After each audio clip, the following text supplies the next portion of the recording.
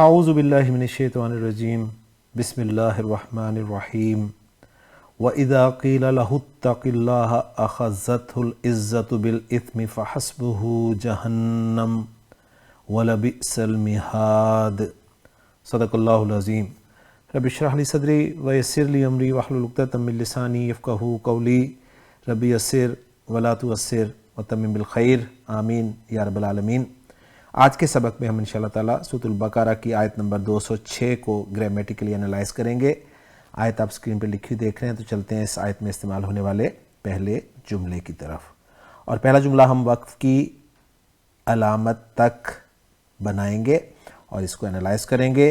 واو کو استنافیہ مان لیا جائے گا اور اس کے بعد اذا آ رہا ہے اور بار بار وہی باتیں آ رہی ہیں۔ اذا کے حوالے سے آپ کو چند باتیں ہمیشہ یاد رکھنی ہے۔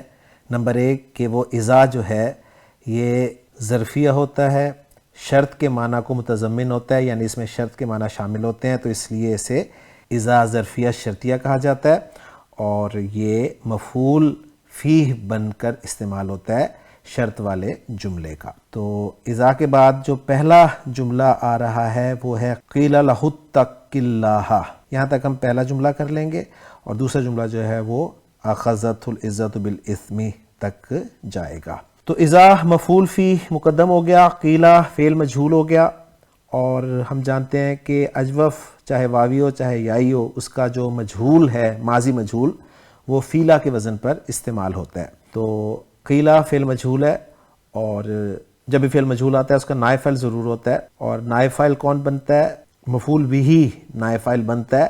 اور یہ بات ہم جانتے ہیں کہ قال فعل کے لیے جو مقول القول ہوتا ہے وہ مفعول بہ بنتا ہے، تو یہاں پر جو مقول القول ہوگا اس کو ہم قیلہ فعل مجہول کے لیے نائب فاعل بنائیں گے۔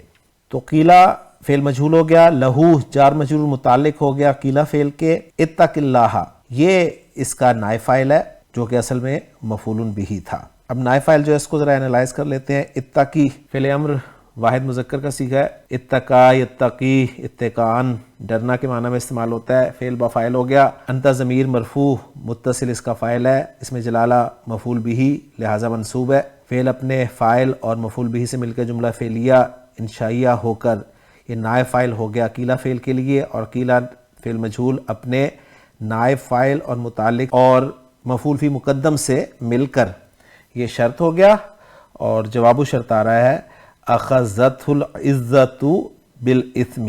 یہاں تک ہم اس کو کریں گے، اور پھر یہ جو اگلا جملہ ہے اس کو ہم نیچے لے جاتے ہیں، اس کو الگ سے انالائز کریں گے انشاءاللہ تعالی۔ تو جو جواب شرط والا جملہ ہے وہ ہے اخذت فعل ہے، اور چوتھا صیغہ ہے، تو چوتھے صیغے کا فاعل آگے ظاہر ہو کر آ سکتا ہے۔ تو العزت آپ دیکھ رہے ہیں مرفوع ہے، تو اس کو ہم فاعل بنا دیں گے اخذت فعل کے لیے، اور ہا کی ضمیر جو ہے یہ مفعول بہ ہے منصوب متصل۔ اخذ یاخذ اسکرین پہ آپ دیکھ رہے ہیں باب نصر ینصر سے استعمال ہوتا ہے۔ اخذن اس کے معنی ہوتے ہیں کسی چیز کا احاطہ کرنا، اور اس بنیادی مفہوم کے ساتھ مختلف معانی میں استعمال ہوتا ہے۔ ایک معنی ہے اس کے پکڑنا، اور اس کا مفعول بنفسی ہی بھی آتا ہے، یعنی وداؤٹ پریپوزیشن بھی آتا ہے اور باقی پریپوزیشن کے ساتھ بھی آتا ہے۔ اور اس کے دوسرے معنی ہے لینا، جیسے وعدہ لینا، اور اس کا مفعول بھی وداؤٹ پریپوزیشن آتا ہے۔ اور تیسرے اس کے معنی ہے غالب آنا، اور ان معنی میں بھی اس کا جو مفعول ہے وہ وداؤٹ پریپوزیشن استعمال ہوتا ہے، اور تینوں کے لیے خان صاحب نے آیات کے ریفرنسز دے دیے ہیں۔ تو یہاں پر اگر ہم دیکھیں تو اخذت کا مفعول بھی جو ہے وداؤٹ پریپوزیشن استعمال ہو رہا ہے، تو غالب آنا، لینا یا پکڑنا تینوں معنی یہاں پر آ سکتے ہیں، لیکن یہاں پر یہ کن معنی میں استعمال ہو رہا ہے یہ ہم انشاءاللہ تعالیٰ ترجمے میں دیکھیں گے۔ اخذت العزت فعل مفعول بہ اور فاعل ہمارا آ گیا بالاثم، جار مجرور کا مجموعہ ہے، اس کو ہم العزہ کا یا تو حال بنا دیں گے، یا پھر میں دیکھ رہا تھا کہ اس کو اخذت میں ہا مفعول کے لیے بھی حال بنایا گیا ہے۔ بہرحال فعل اپنے فاعل مفعول بہ سے مل کر جملہ فعلیہ ہو کر یہ جواب شرط ہو جائے گا، اور شرط و جواب شرط مل کے جملہ شرطیہ بن جائے گا۔ اور اس کا ترجمہ میں ایک جگہ دیکھ رہا تھا کیا گیا ہے کہ اور جب کہا جائے اسے اللہ سے ڈر تو اکساتا ہے اسے غرور گناہ پر۔ یہاں پر اخذ کے معنی اکسانا کے کیے گئے ہیں، اور العزہ کے معنی غرور کے کیے گئے ہیں۔ اور پھر اس کی ڈیٹیل یہ لکھی گئی ہے کہ العزہ کا معنی آر اور جاہلیت کی حمیت اور عزت ہے، یعنی اسے جاہلیت کی آر اور غیرت اس گناہ پر ابھارتی ہے جس سے اس کو بچنے کا کہا گیا ہے۔ اور مزید لکھا ہوا ہے اس کے بارے میں کہ یہ اخذتہ بقضا و بقضا سے مشتق ہے، جس کے معنی ہے اس نے اس کو اس طرح ابھارا اور اسے اس پر برانگیختہ کیا، اور بالاثمی سے پہلے با جارہ اخذت کو دوسرے مفعول کی طرف متعدی کرنے کے لیے ہے۔ گویا یہاں سے ہمیں ڈیٹیل مزید ملی کہ اخذہ فعل اکسانا کے لیے استعمال ہوا ہے، اور کسی کو اکسانا اور کسی چیز پر اکسانا، تو جس چیز پر اکسایا جائے اس کے ساتھ باقی پریپوزیشن استعمال ہوتی ہے۔ بہرحال یہ ساری چیزیں ہمیں مطالعے سے انشاءاللہ تعالی معلوم ہو جائیں گی۔ اس کے بعد دوسرا جملہ جو اس آیت کا بن رہا ہے وہ ہے فَحَسْبُهُ جَهَنَّمُ۔ حسبہ جہنم دکھنے میں ہمیں حسبہ مضاف الیہ کا مجموعہ نظر آ رہا ہے، اور اسے مبتدا بنا دیا جائے جس کی خبر جہنم کر دی جائے تو یہ جملہ اسمیہ بن جاتا ہے۔ لیکن میں ایک جگہ دیکھ رہا تھا کہ حسب کا لفظ اسم الفعل بمعنی ماضی ہے، اور جہنم جو ہے وہ اس کا فاعل ہے، تو معنی اس کا ہوگا کہ اس کے عذاب اور سزا کے لیے جہنم کافی ہے، یعنی حسب اسم الفعل ہو گیا بمعنی ماضی جس کا فاعل جہنم ہے، اور مفعول بھی جو ہے وہ ہا کی ضمیر منصوب متصل ہے، جس کا پھر لفظی ترجمہ کچھ یوں کیا جا سکتا ہے کہ جہنم اسے کافی ہوئی۔ اور اس کے بعد آخری جملہ جس پہ ہماری آیت مکمل ہو رہی ہے وہ ہے وَلَبِئْسَ الْمِہَادُ۔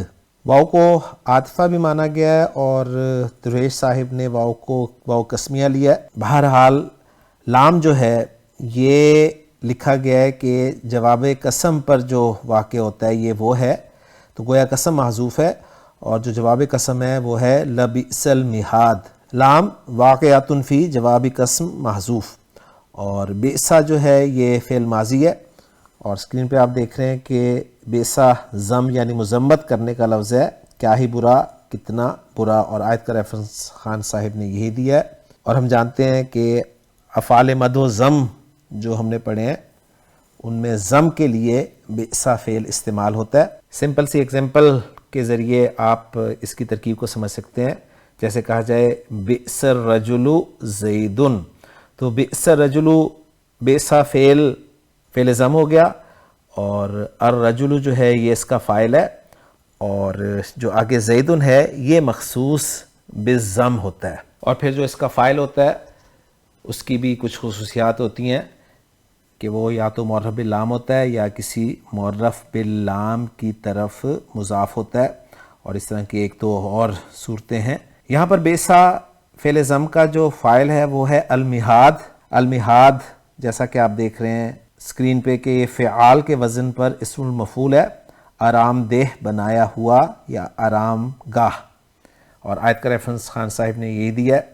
تو بئسا فعل ضم اپنے فاعل کے ساتھ مل کر یہ خبر مقدم بن جاتا ہے، جس کا پھر مبتدا مؤخر جو ہے مخصوص بالضم کو مانا جاتا ہے، اور یہاں پر وہ محذوف ہے اور وہ ہے جہنم۔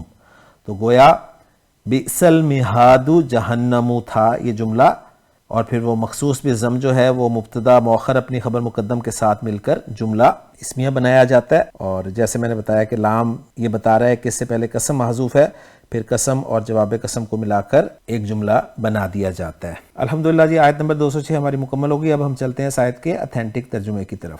وَإِذَا قِيلَ لَهُ اتَّقِ اللَّهَ، اور جب اس سے کہا جاتا ہے اللہ سے ڈر، أَخَذَتْهُ الْعِزَّةُ بِالْإِثْمِ، تو اس کی عزت اسے گناہ میں پکڑے رکھتی ہے۔ تو یہاں پر انہوں نے اخذہ کے معنی پکڑنا کے ہی کیے ہیں۔ فَحَسْبُهُ جہنم، سو اسے جہنم ہی کافی ہے، وَلَبِئْسَ الْمِہَادُ، اور یقیناً وہ برا ٹھکانہ ہے۔ تو لام کو انہوں نے تاکید کے لیے یعنی یقیناً کے معنی میں لیا۔ بہرحال یہ سب چیزیں انشاءاللہ تعالی ہمارے مطالعے میں آنے کے ساتھ ساتھ ہمیں سمجھ بھی آئیں گی۔ بہرحال آیت ہماری مکمل ہو گئی ہے، انشاءاللہ تعالی اگلے لیکچر میں نئی آیت کے ساتھ آپ سے ملاقات ہوگی۔ سبحانک اللہم و بحمدک، اشہد ان لا الہ الا انت، استغفرک و اتوب الیک۔